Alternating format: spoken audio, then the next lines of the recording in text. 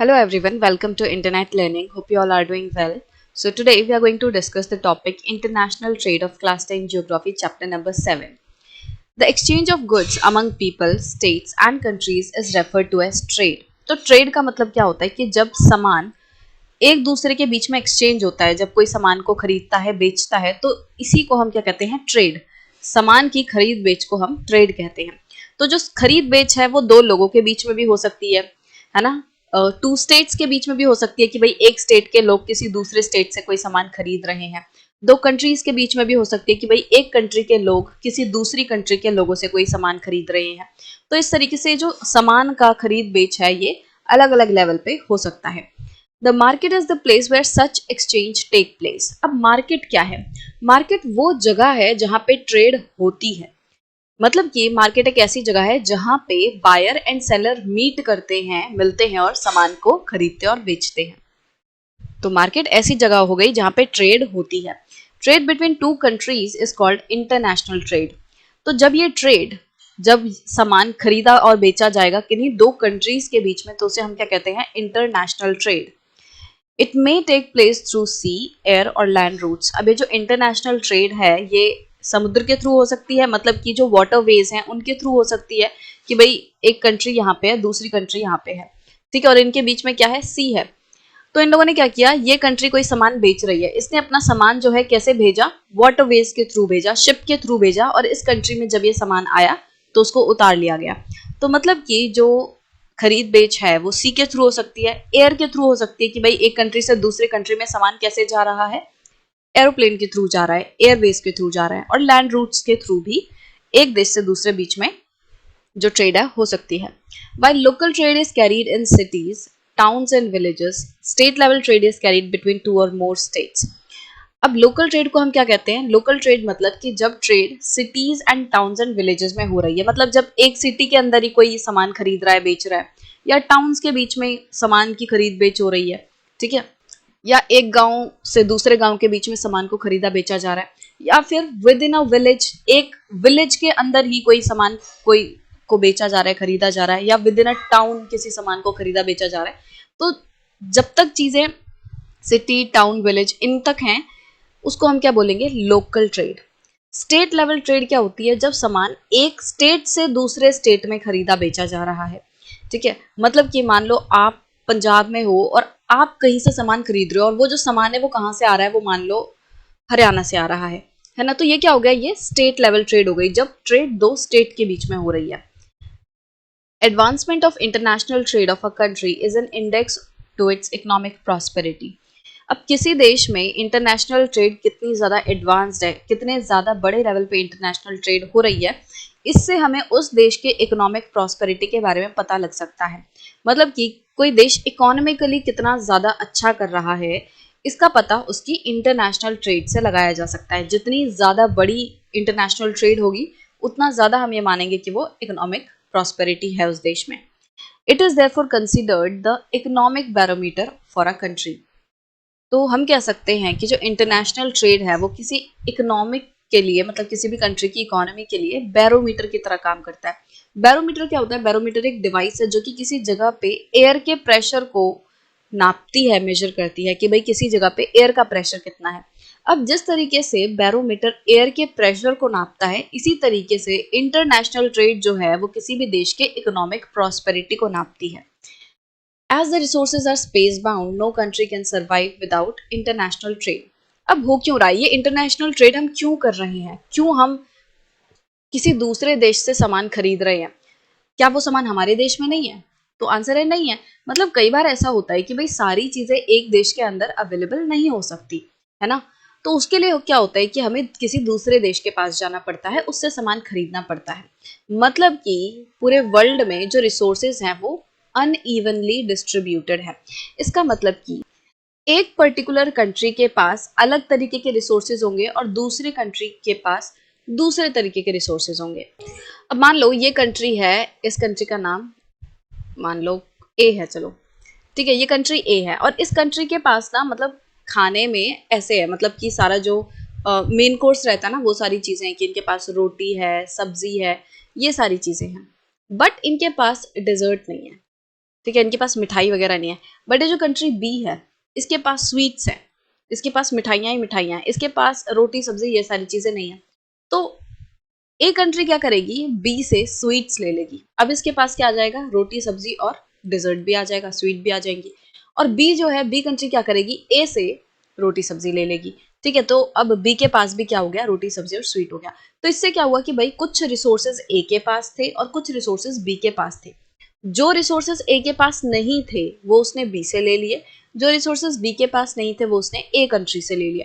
तो यही चीज हो रही है रियल सिनेरियो में भी कि भाई बहुत सारे ऐसे रिसोर्सेज हैं जो कि हमारे पास नहीं है, तो हम दूसरे देशों से खरीदते हैं। वहीं बहुत सारी ऐसी चीजें हैं जो हमारे देश के पास बहुत अच्छी हैं, हमारे देश की स्पेशलाइजेशन है उन चीजों में, तो हमारा देश दूसरे देशों को वो चीज बेचता है।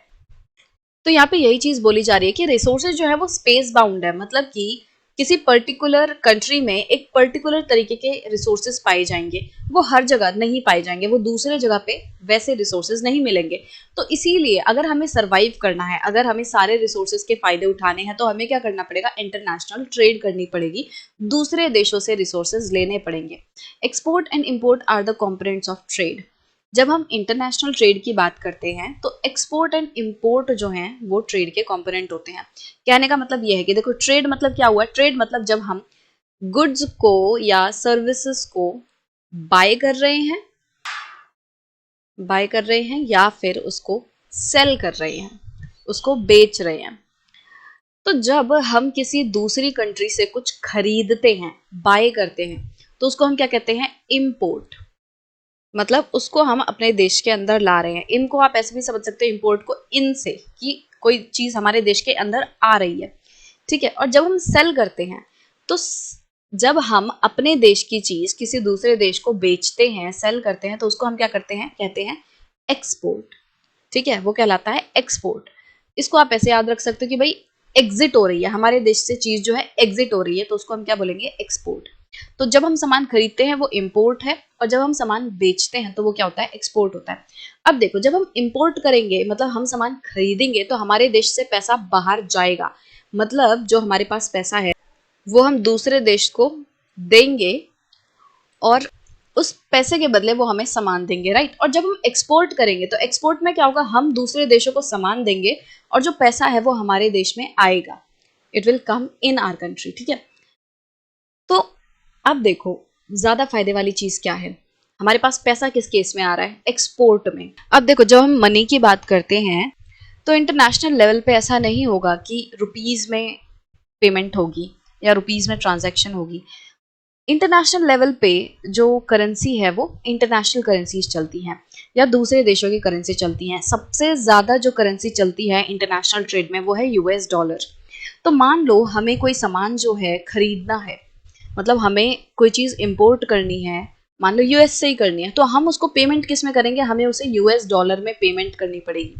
इसी तरीके से मान लो कोई देश हमसे कुछ खरीद रहा है, हम किसी को कुछ बेच रहे हैं, तो हमारे पास पैसा आएगा, हम बेच रहे हैं तो हमारे पास पेमेंट आएगी।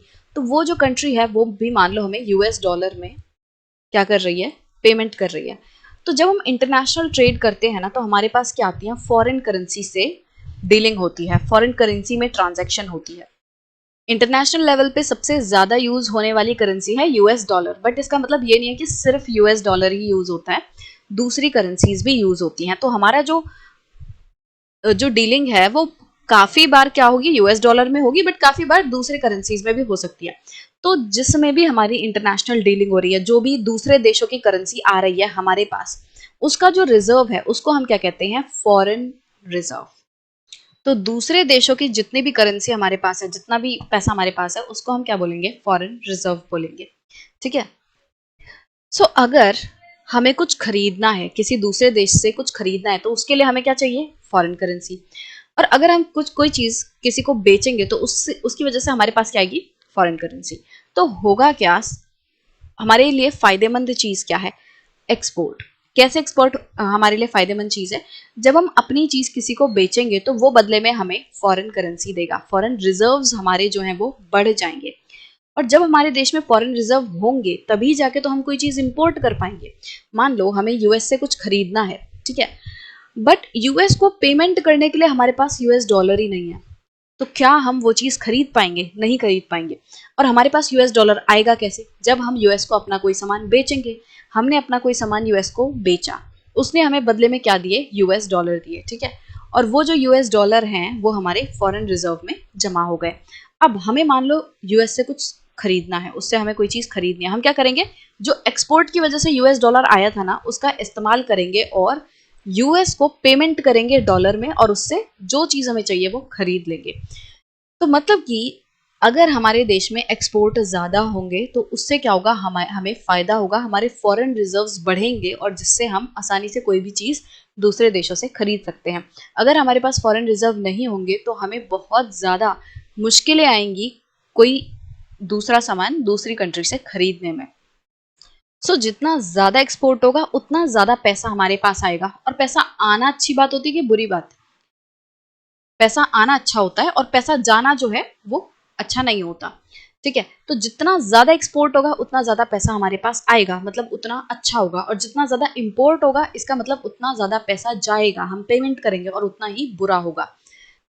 उतने ही ज्यादा फॉरेन रिजर्व जो है हमारे घटेंगे। जितना ज्यादा इंपोर्ट होगा उसकी वजह से हमारा फॉरेन रिजर्व नीचे जाएगा, तो इंपोर्ट की वजह से नीचे जाएगा और एक्सपोर्ट की वजह से हमारा फॉरेन रिजर्व ऊपर जाएगा। तो फायदेमंद चीज क्या है? Export. So export and import के बीच का जो बैलेंस है इसको हम क्या कहते हैं? Balance of trade. The balance of trade of a country is the difference between its export and import. कि किसी देश में कितना एक्सपोर्ट हो रहा है, कितना इंपोर्ट हो रहा है, उसका जब हम डिफरेंस निकालते हैं तो जो अमाउंट आता है उसको हम बैलेंस ऑफ ट्रेड कहते हैं। मतलब मान लो हमारे देश से 500 रुपए का एक्सपोर्ट हो रहा है, मतलब कि हम कोई चीज बेच रहे हैं और उसकी वजह से हमारे पास 500 रुपए आ रहे हैं, ठीक है, हम कमा रहे हैं एक्सपोर्ट की वजह से 500 रुपए। और हम जब इंपोर्ट कर रहे हैं तो 1000 रुपए हमें देने पड़ रहे हैं। इंपोर्ट कितने का हो रहा है? 1000 रुपए का। तो अगर हम बैलेंस ऑफ ट्रेड देखेंगे, बैलेंस ऑफ ट्रेड हमेशा कैसे निकाला जाता है? Export minus import. वैसे एक्सपोर्ट को हमेशा एक्स करके सिंबलाइज करते हैं, ठीक है। तो एक्स माइनस आई। तो इसको अगर हम करके देखेंगे तो क्या होगा? 500 माइनस 1000, तो आंसर क्या आएगा? -500। इसका मतलब कि हमारा बैलेंस ऑफ ट्रेड क्या हुआ? -500।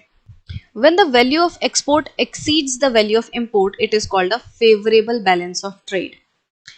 जब एक्सपोर्ट की मात्रा ज्यादा होती है और इंपोर्ट की मात्रा कम होती है उसे हम क्या कहते हैं? Favourable balance of trade. On the contrary, if the value of imports exceeds the value of export, it is termed as unfavorable balance of trade. और जब वैल्यू ऑफ इंपोर्ट ज्यादा होती है, अभी हमने एग्जांपल किसका लिया? जिसमें इंपोर्ट ज्यादा है एक्सपोर्ट से। तो जब वैल्यू ऑफ इंपोर्ट ज्यादा है और वैल्यू ऑफ एक्सपोर्ट कम है तो इसको हम क्या कहते हैं? Unfavourable balance of trade. हमारे पास आंसर क्या आया था? हमने जब एक्सपोर्ट माइनस इंपोर्ट किया हमारे पास आंसर क्या आया? नेगेटिव में आया, मतलब कि ये अनफेवरेबल है। हमारे पास कितना आया? -500. इसका मतलब हमें क्लियरली दिख रहा है कि इंपोर्ट हमारे ज्यादा है और एक्सपोर्ट हमारे कम है, तो हमारा आंसर माइनस में आ रहा है। इसका मतलब ये अनफेवरेबल बैलेंस ऑफ ट्रेड है। अनफेवरेबल क्यों? क्योंकि अभी मैंने पूरा एक्सप्लेन किया कि भाई जितना ज्यादा एक्सपोर्ट होगा उतना हमें फायदा होगा, उतना ज्यादा हमारे पास पैसा आएगा। तो अगर इंपोर्ट ज्यादा होंगे इसका मतलब हम खर्चा बहुत ज्यादा कर रहे हैं, और जो कि अच्छी बात नहीं है, जो कि अनफेवरेबल है, ठीक है। अगर हमें फेवरेबल का एग्जाम्पल लेना होगा तो फेवरेबल के बारे में ऐसे ले लो। मान लो हम क्या कर रहे हैं? 700 रुपए का एक्सपोर्ट कर रहे हैं, ठीक है। एक्सपोर्ट कितने का हो रहा है? 700 रुपए का। और इंपोर्ट कितने का हो रहा है? 200 रुपए का, ठीक है। या कुछ भी ले लो, 300 ले लो, चलो थोड़ा बढ़ा देते हैं। इंपोर्ट हो रहा है 300 रुपए का। तो अब अगर हम इसका बैलेंस ऑफ ट्रेड निकालने की कोशिश करेंगे, बैलेंस ऑफ ट्रेड क्या है? Export minus import. एक्सपोर्ट कितना है? 700 का, माइनस इंपोर्ट कितना है? 300 का। आंसर क्या आया? 400, ठीक है, +400। तो ये क्या है? ये फेवरेबल बैलेंस ऑफ ट्रेड है। फेवरेबल बैलेंस ऑफ ट्रेड कब होगी? जब हमारे पास एक्सपोर्ट ज्यादा होगा, जब हमारा आंसर x माइनस आई, जब हमारे पास, या यू कहें x माइनस एम, ठीक है। m क्या है? इंपोर्ट। तो मैंने पहले आपको, ताकि ज्यादा कंफ्यूजन ना हो, तब मैंने आई डिनोट किया था। एक्चुअल में क्या होता है कि x माइनस एम, एम मतलब होता है इंपोर्ट। जैसे साउंड क्या आ रहा है? एम का साउंड ज़्यादा आ रहा है ना, तो इसीलिए इम्पोर्ट को एम से डिनोट करते हैं, और एक्सपोर्ट क्योंकि साउंड किसका आ रहा है, एक्स का, तो उसके लिए हमने एक्स का सिंबल रख दिया। तो जब x माइनस एम या एक्सपोर्ट माइनस इम्पोर्ट पॉजिटिव होगा तो हमारे पास फेवरेबल बैलेंस ऑफ ट्रेड होगा, और जब x माइनस एम माइनस में होगा, उसका आंसर नेगेटिव में आएगा, तो हमारा बैलेंस ऑफ ट्रेड क्या होगा, अनफेवरेबल होगा। India has trade relations with all the major trading blocks and all geographical regions of the world. अब इंडिया के जो ट्रेड रिलेशंस हैं वो लगभग जितने भी बड़े ट्रेडिंग ब्लॉक्स हैं उनके साथ हैं, मतलब दुनिया भर में जितने भी मेजर हब्स हैं ट्रेडिंग के, उनके साथ इंडिया जो है ट्रेड करता है इंटरनेशनल लेवल पे, और मैक्सिमम जो जियोग्राफिकल रीजन्स हैं उनके साथ भी इंडिया ट्रेड कर रहा है, मतलब काफी सारे देशों से इंडिया जो है सामान खरीदता है, बेचता है। The commodities exported from India to other countries include gems and jewelry, chemicals and related products, agriculture and allied products, etc. तो अगर हम सामानों की बात करें तो कौन कौन सी ऐसी चीजें हैं जो कि इंडिया एक्सपोर्ट करता है, दूसरी कंट्रीज को बेचता है, तो उनमें जेम्स एंड ज्वेलरी आती है, मतलब कि जो ज्वेलरी होती है, और इम्पॉर्टेंट जो जेम्स होते हैं, हीरे वगैरह जो होते हैं, उनकी खरीद बेच होती है, मतलब एक्चुअली हम उसको बेचते हैं, एक्सपोर्ट करते हैं। इसके अलावा केमिकल्स का एक्सपोर्ट होता है इंडिया से, और केमिकल से रिलेटेड जो प्रोडक्ट्स होते हैं, एग्रीकल्चर एंड अलाइड प्रोडक्ट, मतलब कि एग्रीकल्चर का जो सामान है, मतलब जैसे चावल हम काफ़ी मात्रा में एक्सपोर्ट करते हैं, और उससे रिलेटेड प्रोडक्ट्स मतलब कि एग्रीकल्चर, और उससे रिलेटेड प्रोडक्ट्स आप ऐसे समझ सकते हो जैसे कि हम कॉटन के कपड़े जो हैं बहुत ज़्यादा बेचते हैं। कॉटन के कपड़े मतलब कॉटन क्या है, एग्रीकल्चर से जुड़ा हुआ है, ये जो प्रोडक्ट है वो एग्रीकल्चर से जुड़ा हुआ है, तो हम कॉटन का बहुत ज़्यादा एक्सपोर्ट करते हैं, हम मसालों का एक्सपोर्ट करते हैं, तो इन सारी चीज़ों का हम एक्सपोर्ट करते हैं, और भी बहुत सारी चीज़ें हैं, ये कुछ मेजर चीज़ों के आपको नाम बताए गए हैं। The commodities imported to India include petroleum, crude and products. तो अगर हम उन चीज़ों की बात करें जो कि हम दूसरे देश से खरीदते हैं, तो वो है पेट्रोलियम, जो पेट्रोलियम क्रूड ऑयल होता है, पेट्रोलियम प्रोडक्ट्स होते हैं, वो हम दूसरे देशों से खरीदते हैं। जेम्स एंड ज्वेलरी, तो बहुत सारे ऐसे तरीके के जेम्स हैं और जवाहरात हैं, ज्वेलरी हैं जो कि हमारे देश में नहीं मिलती, तो वो हम दूसरे देशों से खरीदते हैं, ठीक है, और जो चीज़ें हमारे देश में मिलती हैं वो हम दूसरे देशों को बेचते हैं। तो जेम्स एंड ज्वेलरी का एक्सपोर्ट भी होता है और इम्पोर्ट भी होता है। सो केमिकल्स एंड रिलेटेड प्रोडक्ट्स, तो again chemical and related products हम खरीदते भी हैं भाई, बहुत सारे ऐसे केमिकल के प्रोडक्ट हैं जो हमारे देश में नहीं मिलते, तो वो हम दूसरे देशों से खरीदते हैं। बेस मेटल, बहुत सारे ऐसे मेटल हैं जो कि अगेन हमारे देश में नहीं मिलते, जिनको हम दूसरे देशों से इंपोर्ट करते हैं। इलेक्ट्रॉनिक आइटम्स, काफ़ी सारे इलेक्ट्रॉनिक आइटम्स जैसे आपके फ़ोन वगैरह हो गए, ये तो मैक्सिमम हम दूसरे देशों से इंपोर्ट करते हैं। Machineries, agriculture and allied product, तो ये मेजर कैटेगरीज हैं जो कि हम दूसरे देशों से जिनसे सामान खरीदते हैं। जैसे एग्रीकल्चर एंड अलाइड प्रोडक्ट में मैंने एग्जांपल दिया कि भाई हम कॉटन से रिलेटेड चीज़ें जो हैं, कॉटन के प्रोडक्ट हैं, वो बेचते हैं, एक्सपोर्ट करते हैं। इंपोर्ट में हम क्या करते हैं, जैसे अलग अलग तरीके के फ्रूट्स हैं, बहुत सारे ऐसे फ्रूट है जो हमारे देश में नहीं आते हैं, है ना, नहीं उगते हैं वो, तो वैसे फ्रूट्स को हम इंपोर्ट करते हैं। वेजिटेबल ऑयल्स हो गए, उनको हम इंपोर्ट करते हैं, तो बहुत सारी एग्रीकल्चरल रिलेटेड चीज़ें हैं जो कि हम इंपोर्ट भी करते हैं। India has emerged as a software giant at the international level and it is earning large foreign exchange through the export of information technology. तो आज इंटरनेशनल लेवल पे इंडिया जो है सॉफ्टवेयर जायंट की तरह निकल के आ रहा है, मतलब हमारे देश में जो सॉफ्टवेयर रिलेटेड सर्विसेज हैं वो बहुत ज़्यादा अच्छी प्रोवाइड करी जाती हैं, और हम ये जो सर्विसेज हैं उनको बेचते हैं दूसरे देशों को। तो इंटरनेशनल लेवल पे क्या हो रहा है कि हम हमारी जो आईटी सर्विसेज है, इंफॉर्मेशन टेक्नोलॉजी की जो सर्विसेज हैं, वो दूसरे देशों को बेचते हैं, और उससे हम काफ़ी ज़्यादा फॉरेन एक्सचेंज कमाते हैं, मतलब फॉरेन करेंसीज कमा रहे हैं। तो इंफॉर्मेशन टेक्नोलॉजी क्या है, ये सर्विस है, ये कोई प्रोडक्ट नहीं है, बल्कि क्या हो रहा है, हम जैसे हमारे देश में सॉफ्टवेयर काफ़ी अच्छे बनाए जाते हैं, तो दूसरे देश के लोग क्या कहते हैं, हमें कहते हैं हमारे देश के लोगों को, भाई आप हमें कोई पर्टिकुलर सॉफ्टवेयर बना के दो, है ना, तो वो सॉफ्टवेयर क्या है, वो सॉफ्टवेयर हमारे देश के लोग बना देंगे, उसको आगे फॉरवर्ड कर देंगे, और उसके बदले उन्हें पेमेंट मिलेगी। तो क्या हो रहा है कि इंफॉर्मेशन टेक्नोलॉजी का इस्तेमाल करके हमारा देश काफ़ी अच्छा कर रहा है, फॉरेन एक्सचेंज कमा रहा है। सो आई होप कि आपको ये जो इंटरनेशनल ट्रेड वाला सेक्शन है क्लियर होगा कि किस तरीके से इंडिया जो है इंटरनेशनल ट्रेड करता है, दूसरे देशों के साथ सामान जो है खरीदता बेचता है, तो ये सारी चीज़ें जो है आपको क्लियर होंगी।